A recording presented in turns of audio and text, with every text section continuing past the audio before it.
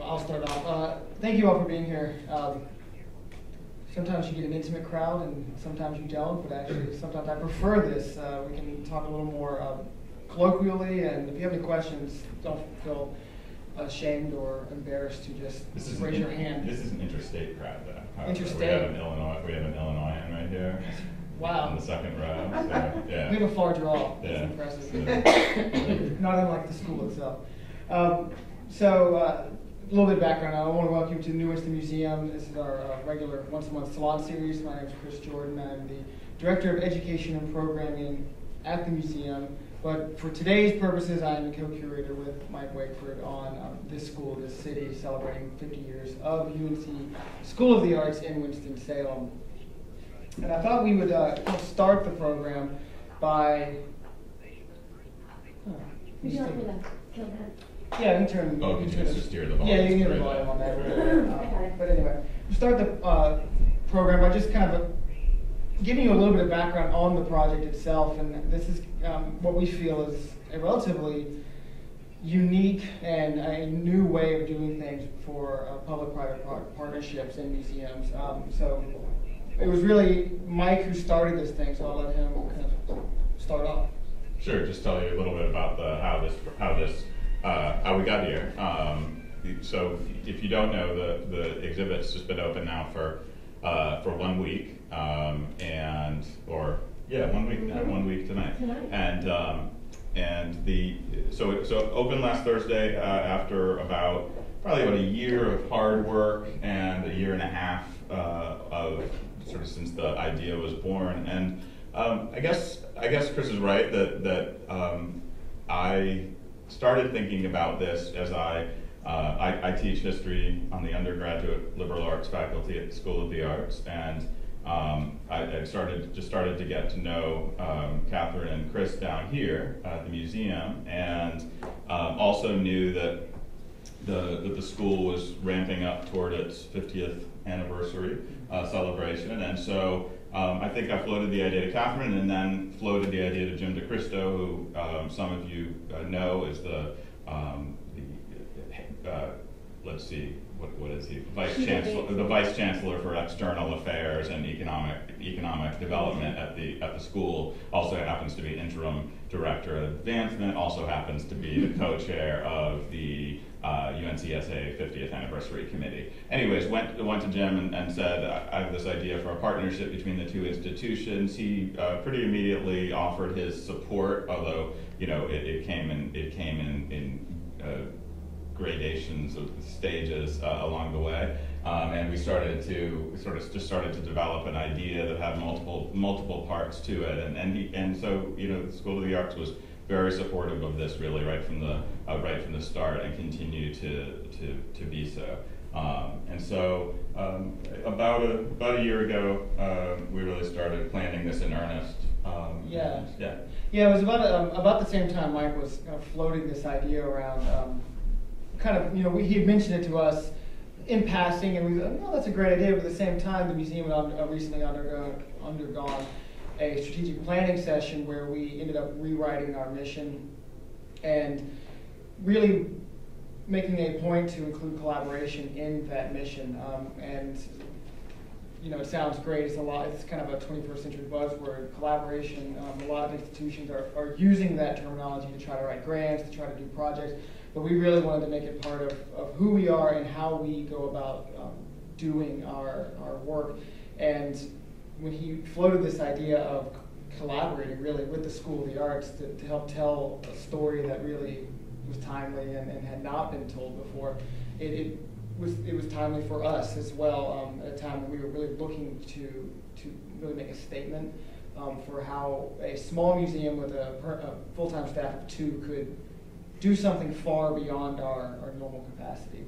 And just to piggyback on that idea, I think that I would say the same is true at UNCSA now, that the language of collaboration is the language of the day. I think all institutions are being encouraged by potential donors and otherwise to collaborate. And and I should say something just a little more specific about the idea, which was I did have this strong sense that there was an important story to tell right now and just in general. A different kind of story about the school, and that was one that would emphasize the story of the relationship between the school and the city. And if you haven't had opportunity yet to read the opening panel and sort of get a sense of what story we are trying to capture in here, it is that one. It's not an institutional history. It's not the straight history of a school. It's really trying to capture in various ways, entering from different angles,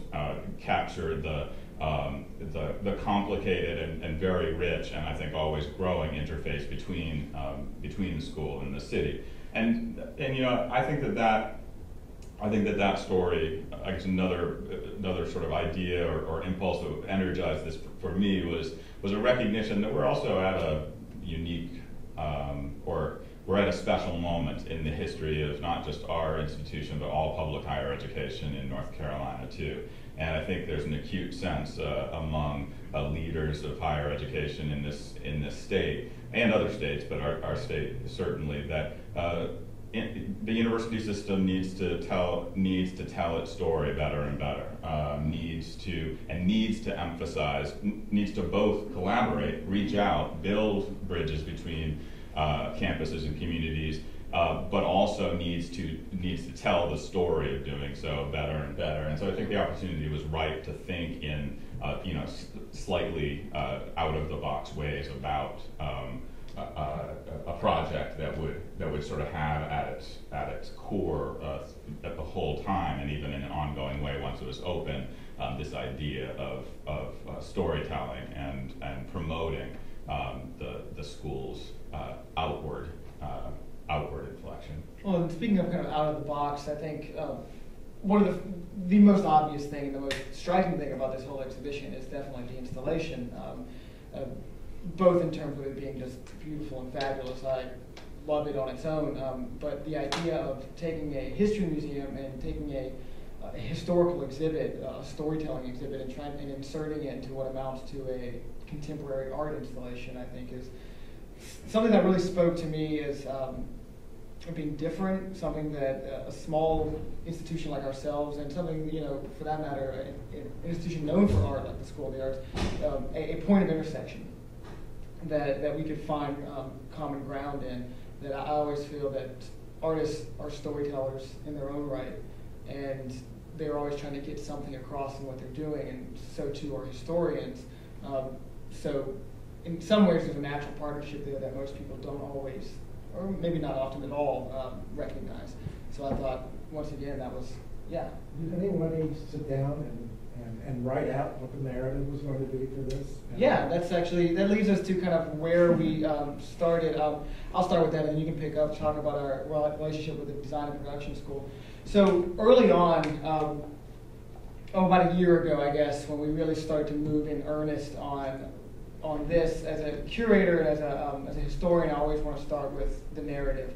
I don't like to start with artifacts. I don't like to start with any particular piece. I like to think about what is the overall story we're trying to tell.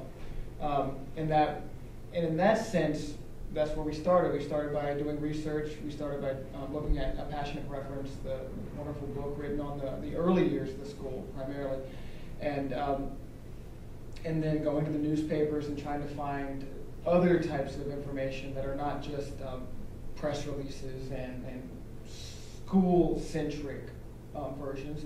What was the city saying on the other side of things? So once we came up with this story, we had a few ideas on theme, what the themes of the exhibit, what the overall narrative would be, and it was at that time Mike had already reached out to DNP. I might start my answer to your question, David, a little bit differently, which is yes and no. I mean, I think we had a story.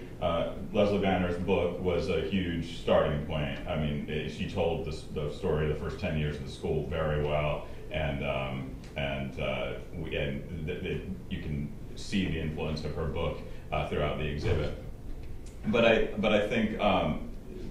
But then I think we had some very early on. We did know the basic signposts of the story through at least the first 25 years. Sort of I think with Stevens Center, the Stevens Center as this sort of really watershed moment where the school and the city really physically intertwine, and because of the move downtown. And Chris will talk more about the Stevens Center in a minute. And then, but I think after that, we also recognize that finding a really clean, crisp narrative for the period, for the last 20 to 25 years, was going to be more difficult, and would frankly be a little bit more of a forced issue if we tried too hard. And so I think as you walk around the exhibit, you'll see that essentially as you turn the bend into the interior, once you get on the outside, it really becomes more of a thematic sort of clustered story of, I'll talk a little bit more about a panel over here, but emphasizing key institutions like the Keenan Institute for the Arts, or a theme like stages around town that the school has used through the years, or the idea of the school taking shows, taking its productions abroad or around the country, nationwide, these kinds of things. And I'm not sure if there's, I don't think that there's any sort of clean narrative there, but there is a trajectory that I think we were confident enough was there and that we could explore, which was, a school that in its infancy,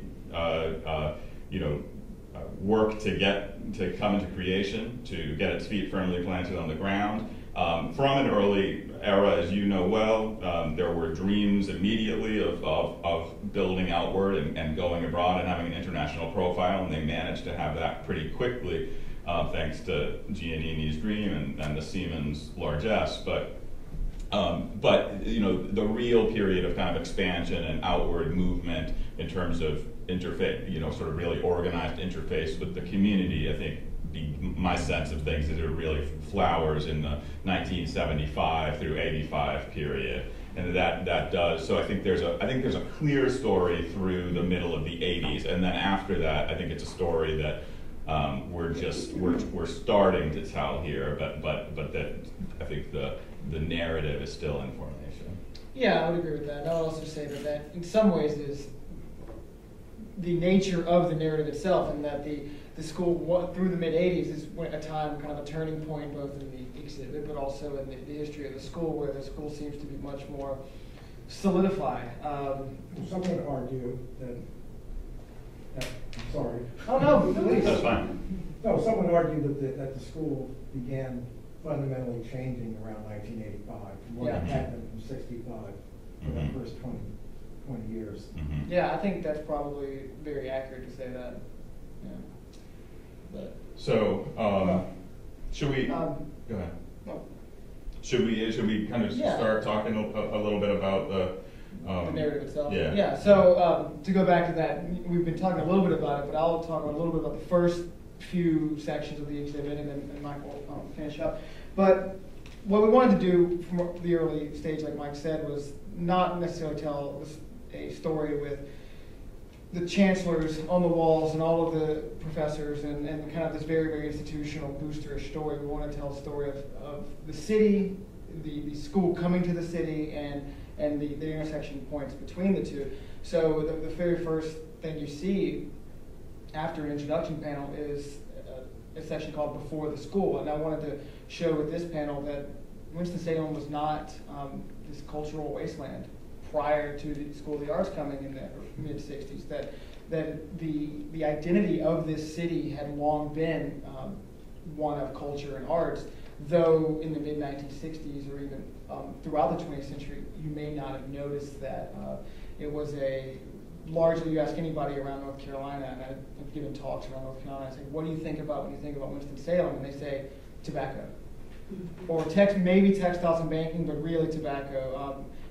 And it was definitely the identity of the city in the mid-'60s, but given that this community started as Salem really, and then as two separate towns, Winston and Salem, that Salem had a long tradition of music, crafts, of education beyond what was the norm at the time, so that there was a rich cultural heritage here, and even through the early 20th century, being the city that housed the first municipal arts council in the country. That we had many, starting really in the 20s and 30s, many theaters and institutions that, art education institutions that have their roots then that still exist today, whether their names have changed or not. So that whole panel was trying to really show all the educational and artistic institutions and heritage that was here prior to the School of the Arts. The next section is the idea of the school. So we've kind of contextualized what is this city prior to the school coming, and then we talk about the idea. Who came up with this idea of having an art school? And I think we learned that there are some definite individuals that we can point to, namely Giannini, John Ely, Sanford, Governor Sanford, but really, I guess the panel starts with John Ely's idea. He's a English professor, I'm correct in saying that, right? Creative writing professor at UNC Chapel Hill, and he writes a paper that is shared publicly, and lamenting the educational system, the way that professional artists are being educated, and how whether or not they can thrive in the traditional liberal arts setting, and that starts to be shared. And Governor Sanford gets wind of this. He's kind of on board Kennedy's bandwagon of educational reforms, progressive reforms, and brings in John Ely to be kind of an advisor, and Sanford gets on board with this idea. Maybe the South should have this professional arts conservatory, something that is lacking in the South, that we're losing all of our artists to the great northern institutions. And then we have a lot of Winston-Salem connections, really. James Christian Fole, who's a son of a bishop, a Moravian bishop. The Fole name is very old in Winston-Salem. Just doing my work on the Civil War and prior, I know that name well. And when I saw that name, I was like, wow, it really comes full circle that these same families are making an impact throughout history. But I mean, the fact that all of these individuals kind of work together just with this idea, and it actually starts to seem like it's going to happen. And then the legislature actually approves money in 1963 to fund an arts conservatory, which was I don't know if it's overstated to call it a coup, but it was a bit strange. It was a legislative. Yeah, it was a legislative victory, and it took some arm twisting in the state legislature in '63. And it's important to note that while that's a celebrated moment, that the money that the state legislature appropriated for a performing arts conservatory in '63 was $325,000, and this was nowhere close to enough to open the school. And so one of the certainly acknowledged but perhaps underappreciated stories is the role of a national organization of big philanthropy, the Ford Foundation, in ultimately unleashing a $5 million 5-year grant to get the school through its earliest years, and that's a terribly important part of this story. Just two things to add to that, because obviously the genesis of the idea for the school is an oft-told story. I think there's two little tidbits that I find particularly memorable from things I learned along the way. One is the great quote. Here we are in 2014, and John Ely, of course, is now an adopted son of this town and a revered figure about town. But and John Ely had a lot to do with bringing the school here.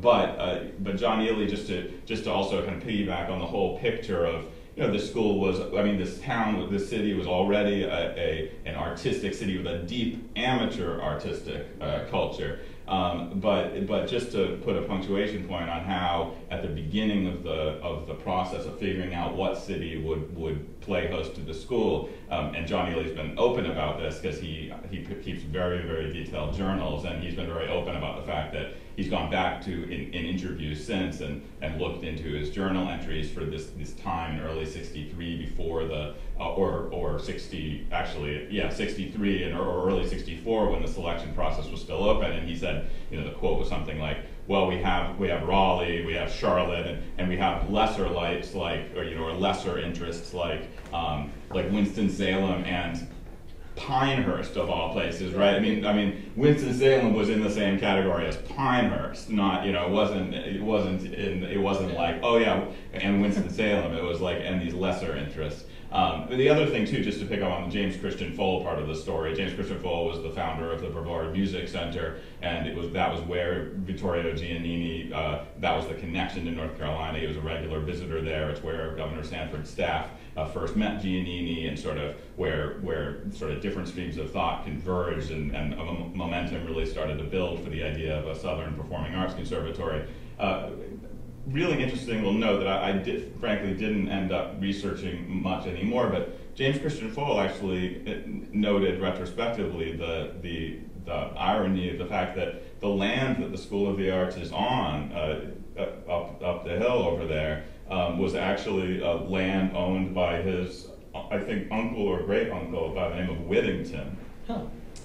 And so, it's sort of a really interesting full circle, also kind of small town kind of story, right? That one of these guys who happened to bend Governor Sanford's ear at a White House reception one time in 1961 at one of the first Young People's concerts where he'd taken students from North Carolina to play, bends Governor Sanford's ear there and says, we really need a place for these kids to go to school instead of having to go north. And a few years later, the school comes into being, and it's through no corrupt intent or anything like that, it ends up being on the land of his uncle, which is a beautiful little. I guess an interesting kind of period there would just be the whole battle for the school period. How did it end up being here? I mean, we said John Ely didn't really think it would end up being in Winston. And you mentioned the Ford Foundation, and they were interested in funding this type of thing, but as you've often told me, that they were really keeping their eye on Atlanta as the location for a Southern Arts Conservatory.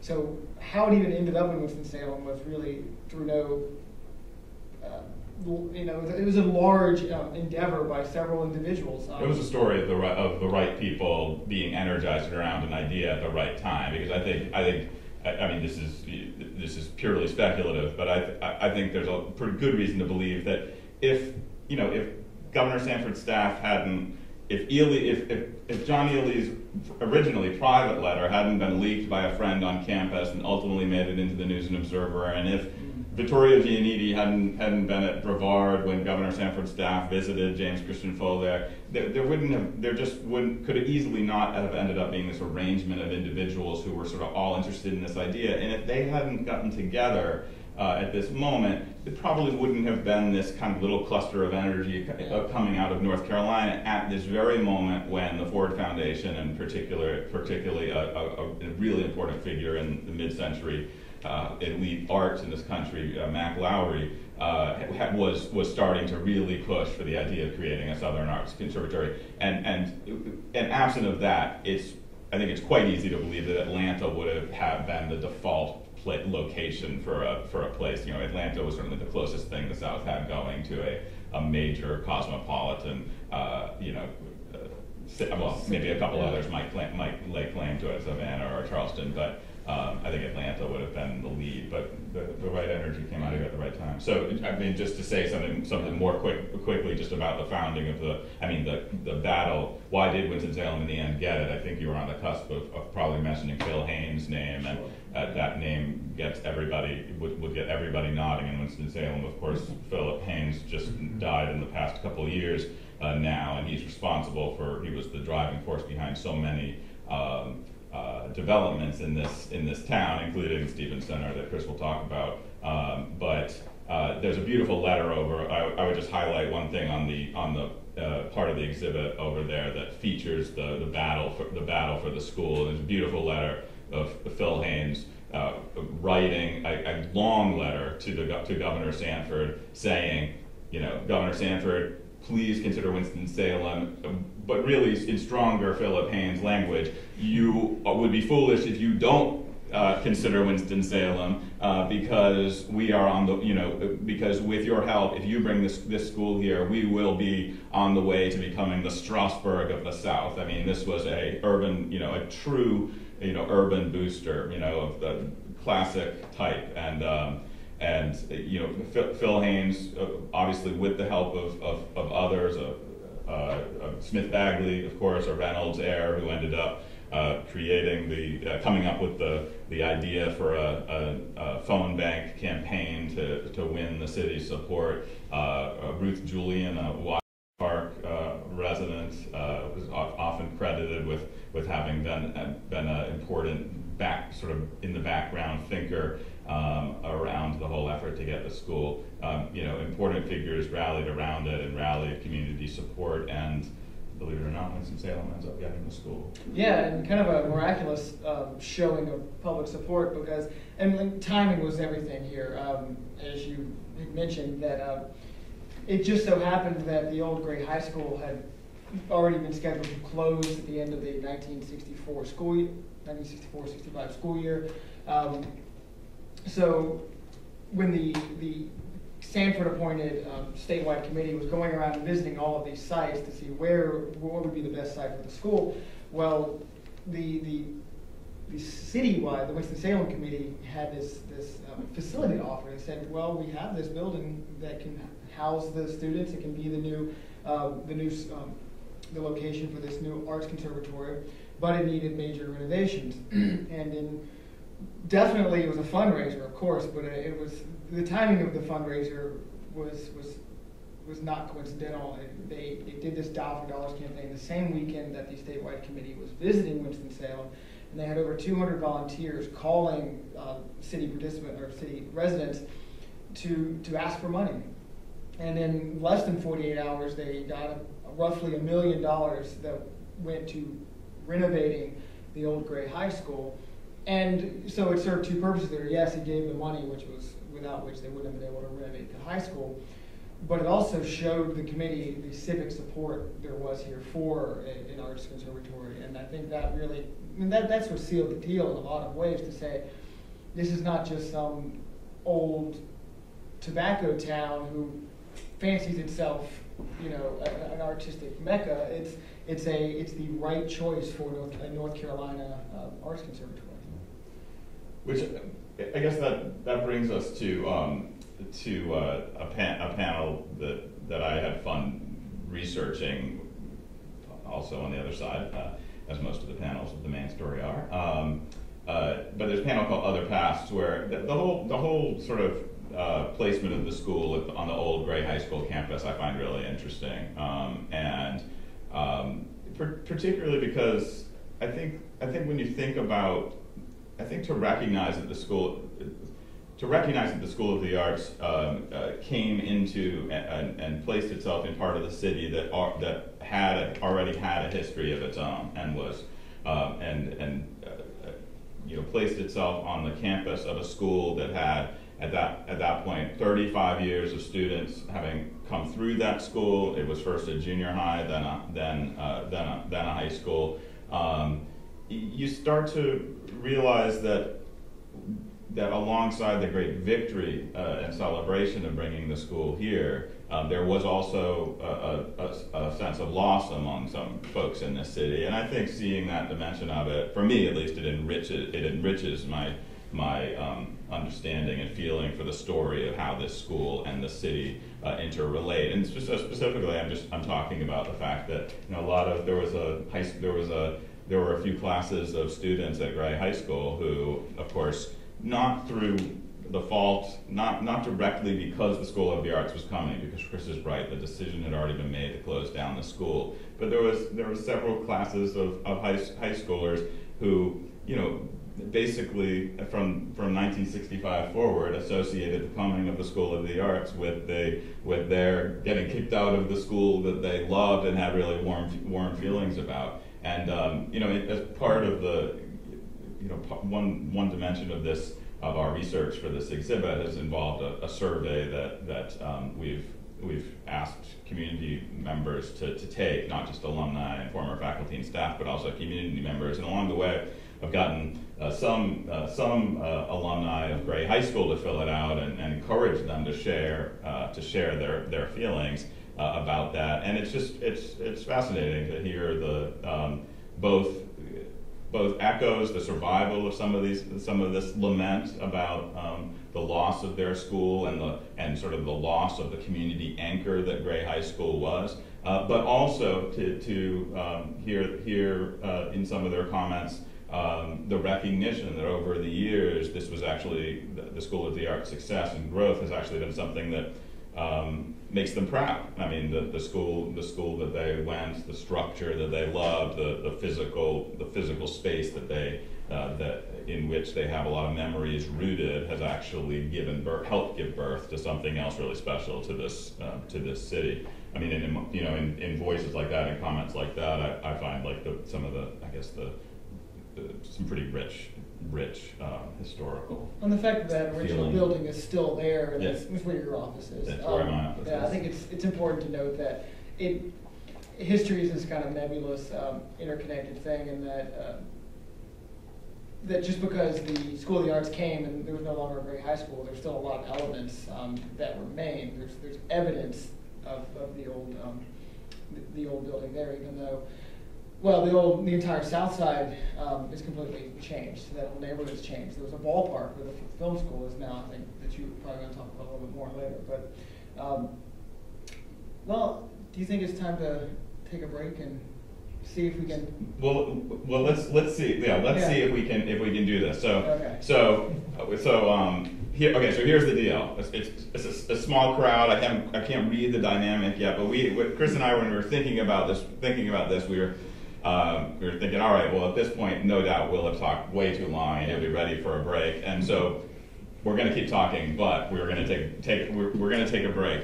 Well, at the very least, this is an opportunity to tell you about that phone over there. Okay.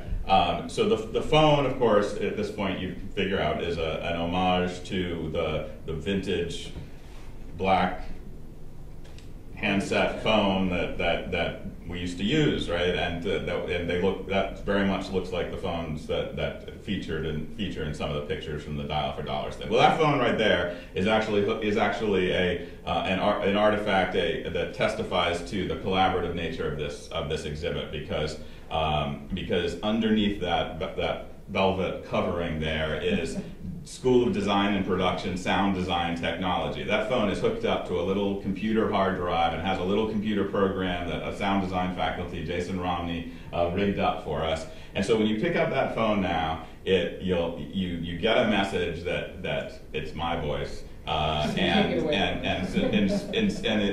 it asks you, it tells you, it reminds you about the Dial for Dollars campaign, and it says, 50 years ago, if you picked up this phone, it would have been Smith Bagley at the other end asking you to give some money to help, renovate Gray High School. But today, all we're doing is asking for your memories. And so this phone has become sort of something we place a lot of hopes on. We really want folks when they visit the museum to pick that phone up and just offer whatever kind of off-the-cuff memory or story or reflection that they want to about the School of the Arts and its relationship to this city. I mean, a real simple question. What do you think? What's a good memory you have, or a reflection or a story you have about the School of the Arts in Winston-Salem? And we want anything, and we want candid human reflections, and we want them in part to archive because we value the stories that visitors to the museum will carry in here with them. But we also want ultimately for the stories people leave to become to constantly refresh the oral component of the exhibit. These 4 speakers the one over my head, one there, one there, one there, are right now, they've been seeded with some material from the survey that people wrote out, but we really want real people's voices coming through this over time. So, not to hear your voice every all time. that said, we want to incentivize, we want to bring this to life right in front of you right now. And so, should I show them the front? Yeah. Okay. So if there is somebody in the room right now who is willing to come right up here and listen and pick up the phone and listen to the prompt, and then when they hear the chime, leave a story or a reflection about the School of the Arts or Winston-Salem or both, you will get a free copy of this this Nick Bragg poster, of course, which is a poster version of the Nick Bragg mural, of which this is a projected version of a Nick Bragg mural, which will be installed in the new library on campus as soon as the new library is open. This is retailing at $15. So what we are offering you, in fact, is a $15 experience. So is there somebody in the room who would like to come up here and pick up the phone and leave a memory as long as you want, but it doesn't have to be that long, And we won't all on the stare at you phone, while and you walk do it. away with this beautiful exhibition poster? We will talk amongst ourselves so you don't feel embarrassed. I was planning on watching you. But. All right, David. David, There we go. So while David comes up here, too, I should just, for those of you who don't know, maybe everybody in the room knows David, but I also want to point out, David is an alumni of the school, and a significant and active alum. When you came to school in what, 72 maybe? I graduated high school in 72, college 76, came Yep. on the staff in 78. Student body president while you were there. He's featured in the archival film that shows on this screen when it's not. The When Today it's not Show on. film from Yes. 1970. That I have not seen. Yeah, we we'll can turn it on turn it on afterwards. when it's over. Okay, so David, have your way with it. Hi, how are you? If anybody has any questions or comments aside, Remember his last name? Winslow. I remember him from 10 years ago, but I couldn't remember his last name. What's your name? I'm Sarah Salzwedel. I was on the library Oh. staff for 32 years. Okay, so Eric's mom. Yes, Eric's mom. All right. And frequenter of the museum, which I'm very pleased to say that she That's comes to quite a few of our programs. Always happy to see her face. Was Smith Beckley in politics? Was he like a congressman at the time? He shortly after, well, at some point he ran for Senate and did not win. But he was a political kingmaker of sorts. He was a really important donor. He moved to D.C. and I think lived most of his later life in the D.C. area as a Democratic sort of major figure in Democratic politics. I mean, A moderately lot of major. families still do the Bagley family is. Yeah. So how was that? It was easy. All right. Yay, thanks, So David. okay. I'll go over that later. Thank you, David. Yeah.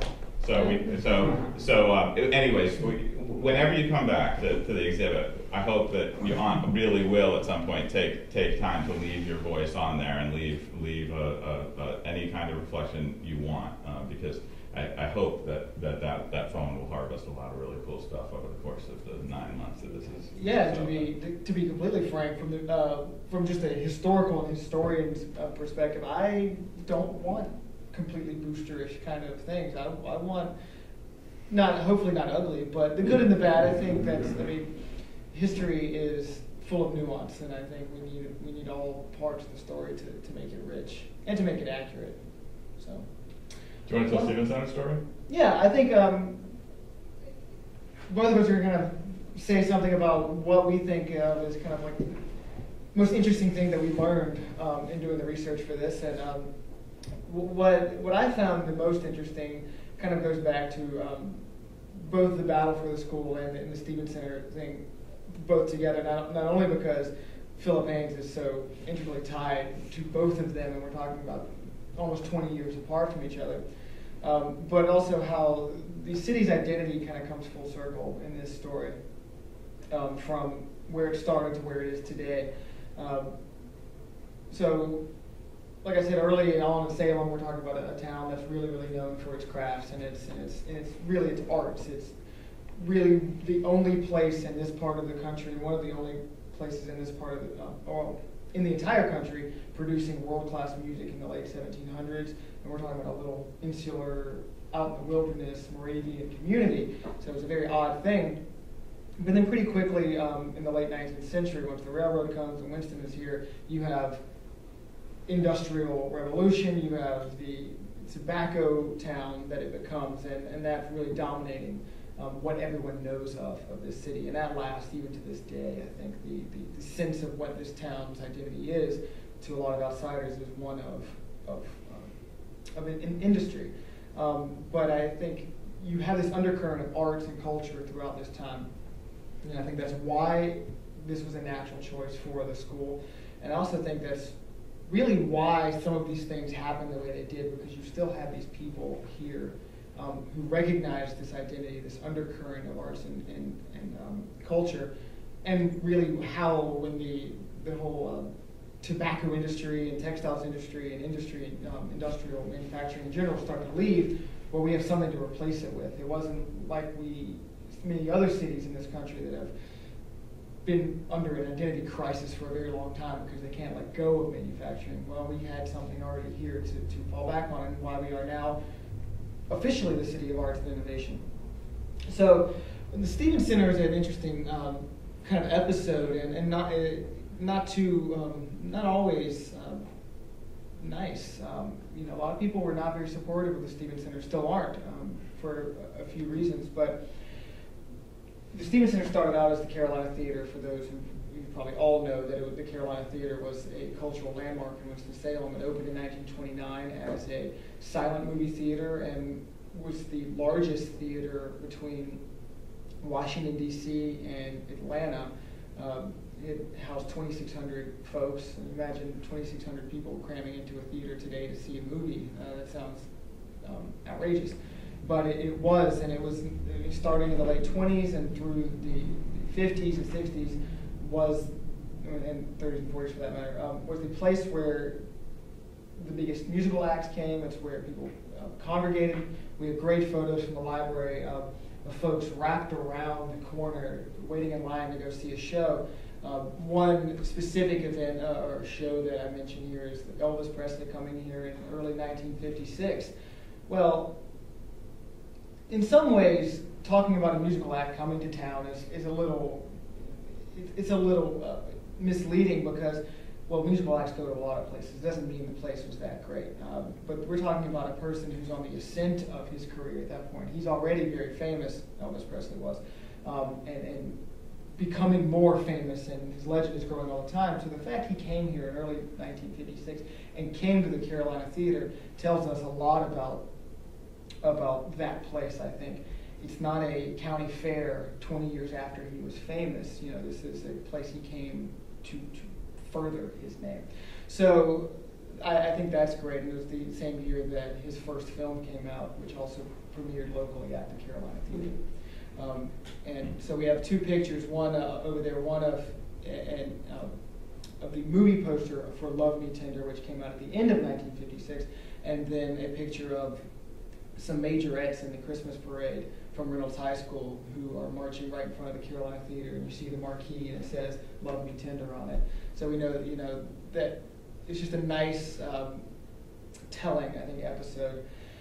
But the theater, as many things did in this town in the late 60s and early 70s, kind of underwent a period of decline, really. And the theater was sold several times, the hotel and the theater. I should mention that it was part of a hotel. It was sold several times over that decade. Eventually being bought in the mid-70s, in 1975, and it was kind of shrouded in secrecy. And I thought this was really interesting. I even have a timeline of newspaper quotes from 1929 to 1983, and it says the hotel or the theater cell was shrouded in secrecy. And this is the Twin Cities Sentinel printing this. Well, it was just a week or so later that they announced newspapers by the Carolina Theater. Well, it was actually the parent company of the Winston-Salem Journal, who had not said a word about the cell, who bought the Carolina Theater. And this is after many years of the school toying with the idea of acquiring that space as a performance space.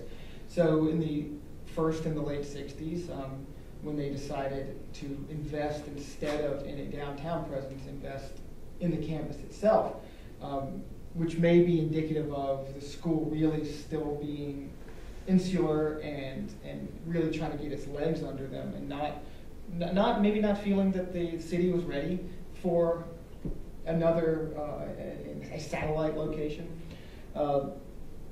But then in the late 70s, like I said, in the mid 70s, the newspapers buy it, and then in 77 or 78, the school secures funding to renovate the theater, And then as soon as that funding was secured, the newspaper gives the building and the theater to the School of the Arts to undergo a major, and I forget at the moment, I think it's upwards of a $10 million renovation.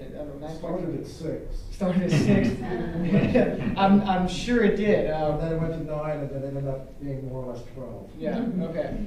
So, as things often go, I think,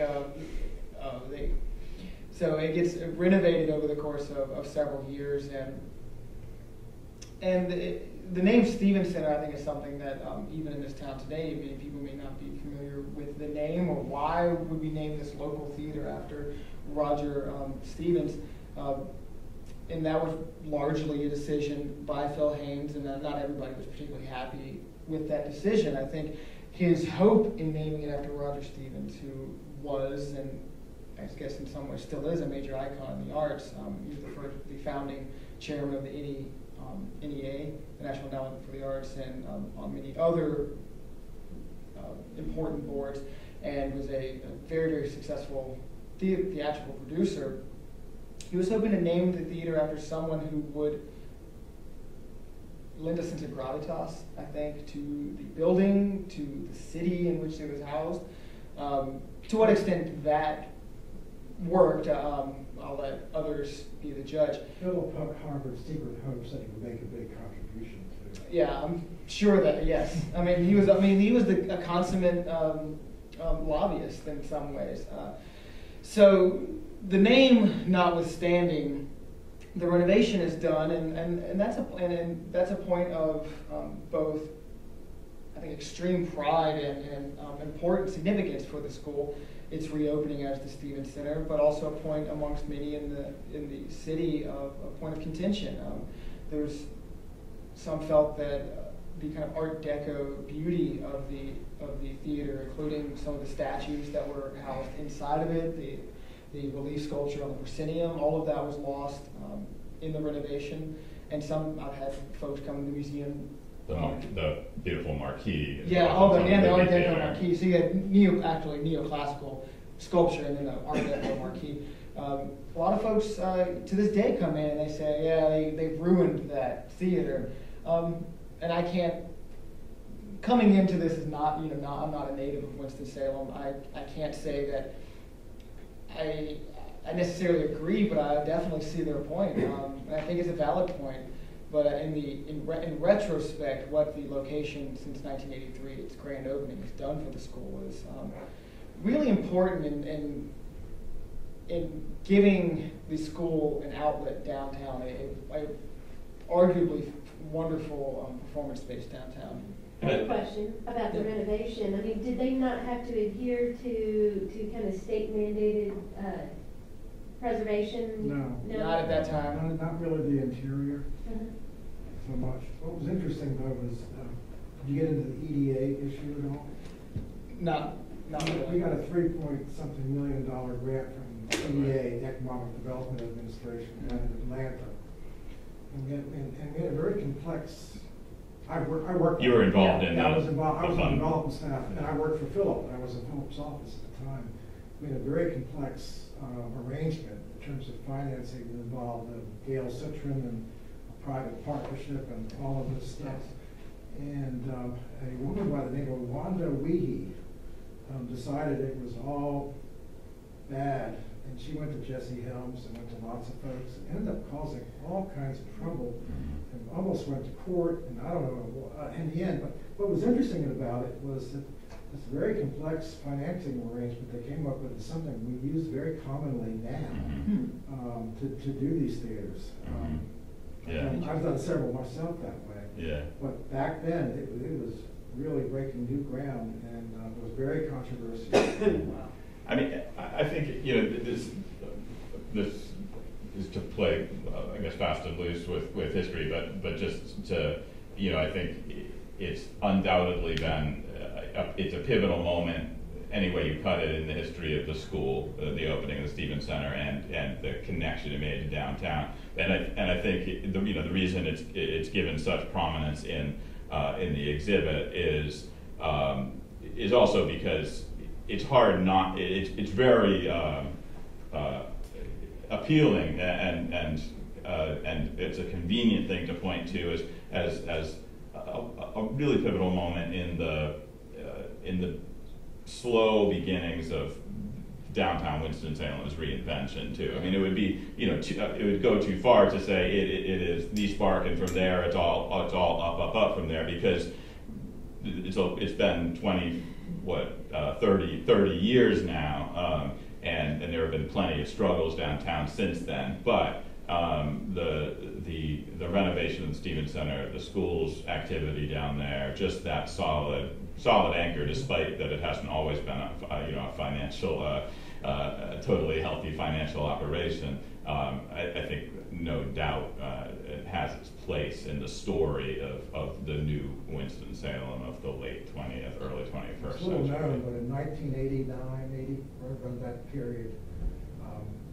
the Stevens Center almost went into foreclosure. Yeah. We had a $500,000 debt, and we ended up having to mount another fundraising effort to pay off that debt, and we capitalized something that was called the Something for Everyone series also at the same time, which turned out to be a good thing. Right. That's my most interesting kind of series I found in my research. But well, yeah, and I'll just because I don't want to exhaust folks with our talking. So I'll just there's just one other piece of the exhibit that I might highlight for a couple of minutes, and then I think we can probably turn to questions pretty soon. I mean, there's a lot of other things we can talk about, but I guess I'll just stand up since it's right here. Since this one I don't have to say is on the other side. I must say that some of the most interesting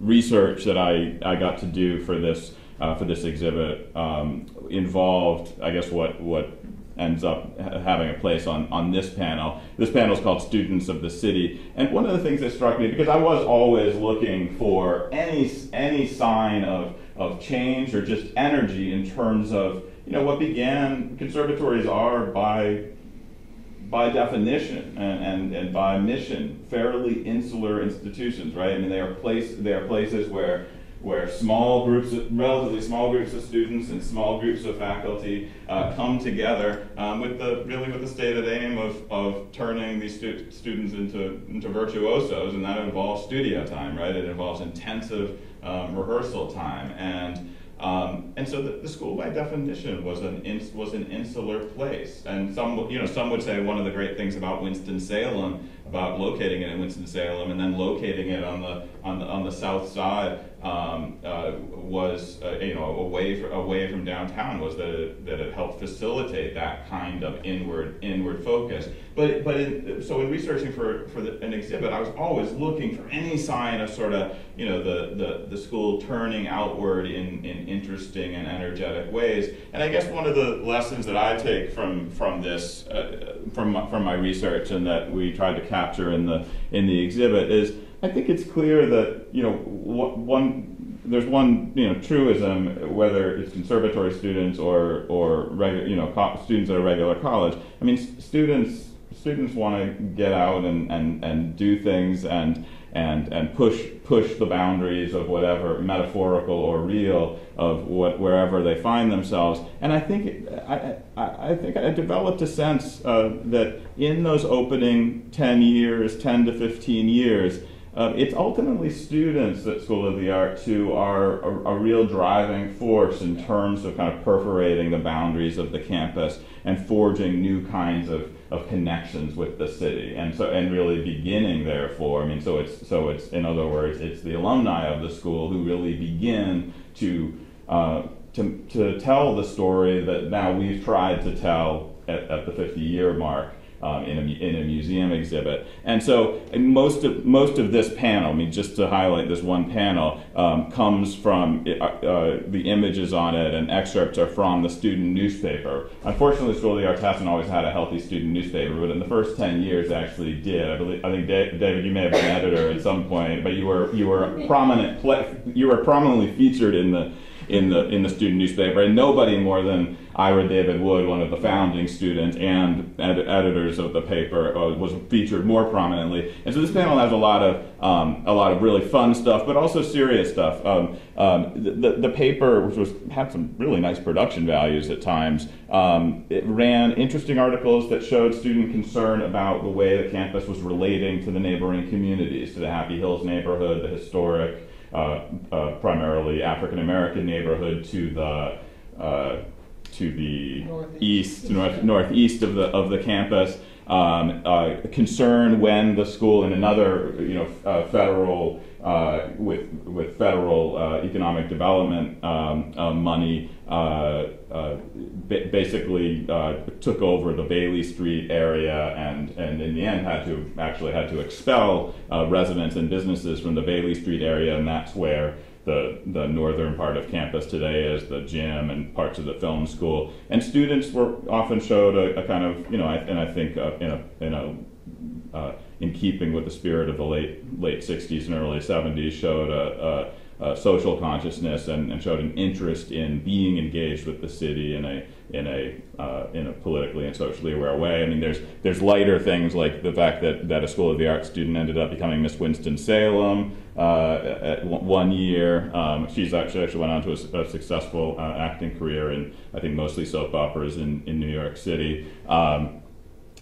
Wonderful evidence of, this isn't something that we do anymore, but powder puff football game with Winston-Salem State here in 1972. And this column is just wonderful. It's just an editorial column from the student paper in which whoever wrote, Brad White, who wrote it, really waxes pretty eloquent about the importance of artists in development, the importance that he placed, at least, on the notion that artists, as they develop, need, for the sake of their art and for the sake of good citizenship, to be involved with the city. And so I just found, the anecdotal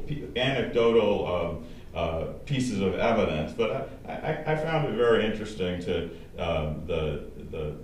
at least my sense that it was students who led the way in enriching the we organized that relationship. first football game. Yeah. And by the way, second year, I went over to Piedmont Bible College was here, and I went over to Piedmont Bible College to try to get some of them to play with us, because we were going to frame it as good versus evil. Which echoes beautifully the quote that's just around the corner there from a faculty member, Marion Fitzsimons, one of the first, a founding faculty member who tells the story in an oral history that we drew the quote from, that when she dropped her car off one day, so this would be in like 65, 66, when she dropped her car off one day at her auto mechanic and needed a ride to work, so the auto mechanic says, well, oh sure, I'll take you to work. Well, since you're leaving your car here, I'll take you to work. Where do I take you? And she obviously says, oh, I work at the North Carolina School of the Arts. And the quote that she reports there is that he responded, "Oh, a nice lady like you over there with those horrible people," and so there was this sense, of the exotic other had arrived in town with the School of the Arts. Just briefly before we take questions and let you guys get home, I do want to mention, because it's such a good segue off after that, mentioning that article about students often. It's important for them to engage with the city. I do want to mention that we have a whole season of programming that's in conjunction with this exhibition, and some of those programs will be student artists here performing.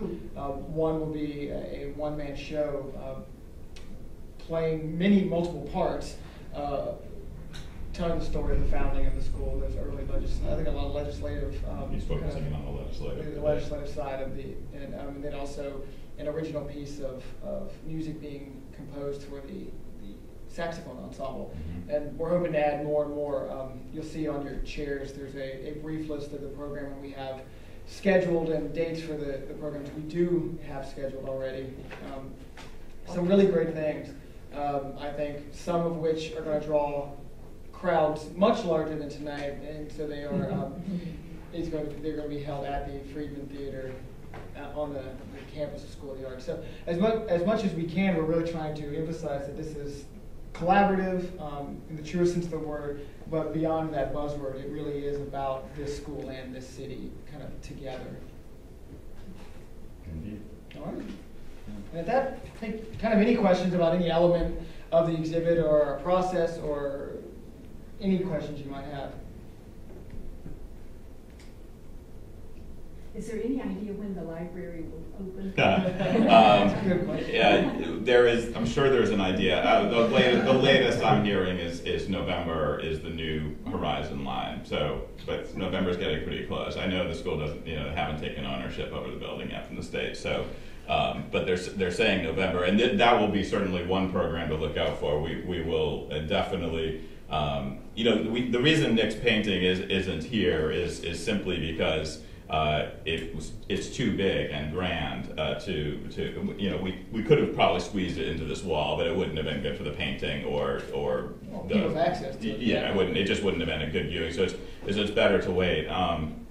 But we'll have a program around that, because this mural really is absolutely spectacular. It's 18 feet long and 4 feet tall, and it's so saturated with historical references, both world historical and local, and many specific to the School of the Arts, but also many references to the city, to important people. Nick made the decision not to. We collectively really made the decision that once you start identifying specific people, it's a slippery slope, and the next thing is everybody wondering why they didn't get acknowledged in the painting. But we also sort of collectively, but somewhat hesitantly, I think Nick would say the same thing, decided to include the faces of John Ely and Vittorio Giannini in the lower left. But other than that, it's abstract in the sense of not referring to specific folks. There are so many that need to be thanked and need to be acknowledged that sometimes fewer is better. But could I have permission to photograph the panels so that I can post them on the alumni Facebook? I think that's Actually, absolutely I'd fine. encourage And I've done some of it, and yeah, absolutely. And if you feel like other people need to be thanked, there's a phone right there. That's right. That's right. If you were afraid it would be narcissistic to leave a message about your own reflection, you could just go on and thank people and tell stories and sing other people's praises. Those would be good too. You may have noticed that there's this big thing hovering over you, and we didn't really speak to it, but just to really quickly. This is obviously kind of the celebrity of the whole thing, and it is the work of a design and production undergraduate student named Michael Harbeck. He's now a fourth year, but he really began making this piece, which we kind of retroactively named The Climber. Began working on it as an assignment, actually within his studies in his third year, and Chris and I just went to him, basically having started to think about the sort of the deep themes of the exhibit. We basically went to him with a pretty cryptic prompt. We said, we want you to do, and this was with much help from John Coyne, who's the director of the scene design program at school.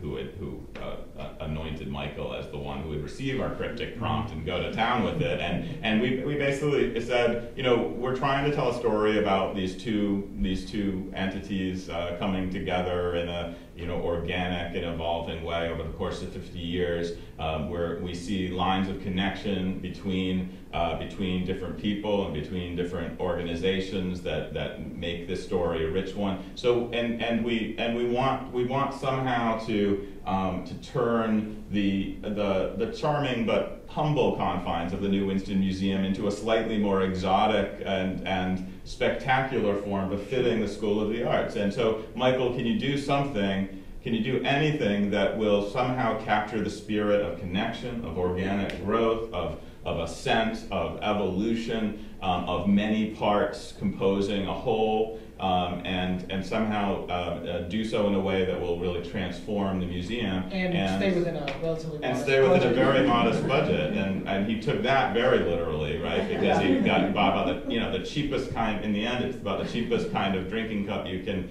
imagine. The little conic, water cooler cups. Now, but there are about 35,000 of them, and about 100,000 staples. And there were many hours of stapling involved in this, and then and that was just sort of rote work over the course of the summer. But what was really phenomenal was in the final week and a half or so, watching art is both just raw labor, but then also somehow magic at a certain point, right? And we know that he went through both, right? That it was over the summer, it was a lot of just rote labor, stapling He stuff. continually said that it was calming and almost therapeutic for him, and I think he's. Whereas I found it. I stapled for 15 minutes, and it was some of the worst time of my life. Usually the idea of bees, which is kind of It's beautiful, right? And That's right. Absolutely. Yeah, we've heard that a lot of kind of a hive-like atmosphere, which captures that same idea so well. Yeah. So and it creates a wonderful program space, I think, for performance too. It takes, it kind of cocoons everyone, and I feel very, very what I was going to say calm was and warm. just that watching him in the final days, just the kind of vision and just frankly just loving attention that he gave to just adding little wrinkles, adding little indents, adding little contours. There are things that I would never have done or had the desire to do, and he just turned it into what probably still would have been pretty cool just in the sheer expanse, but turned it into it's just the difference between somebody who's trained and passionate about art and one who's not. We were just pretty tickled with what he produced, I think. I think his calming presence calmed us and convinced us that it was going to be okay. At least me, I can speak for myself, because we went out on a limb and not knowing what was happening a lot of the times and just going with it. Well, that actually speaks to the entire process in a lot of ways that we didn't mention. Is that there's several elements to this exhibit. There's the film school, film shorts. There's Nick Bragg's painting. There's the audio exhibition that was finally curated by another School of the Arts faculty member. But there were it was designed by committee in a lot of ways, where Mike and I had the responsibility of answering questions that we never could answer until the last week, and consistently being asked them, but also of trusting in a process that is not common in museums, where you give a lot of control of different elements over to people and hope that in the end, and oftentimes they didn't even know what the whole was going to be. We had a better sense than anyone of what all the elements were, and often they didn't. So to see it come together as kind of as well connected and consistent as it is amazing. I keep using the phrase that the model that we sort of. The model that sort of brought this together was one of sort of distributed curatorship, and Chris doesn't like the word curator because it sounds pretentious, but I think it actually, think for me it captures what it was, and what in the end I hope ends up being sort of sparking, and I think it will spark actually a larger conversation about the way that the school could continue to partner with this museum or other institutions to tell its story and to help other. I mean, the kinds of expertise. I mean, I think I have the feeling I'm preaching basically to the choir, but the kinds of expertise and creativity that circulate through the School of the Arts are just remarkable, and most of it has to take place behind closed doors because it's as part of it's studies. They're not there to produce finished product for organizations around town, but there are also opportunities I think where the educational mission and institutional missions in town can converge in really interesting ways. Mm-hmm. And I'm real happy. I feel lucky to have been part of one such experiment in that direction. Yeah.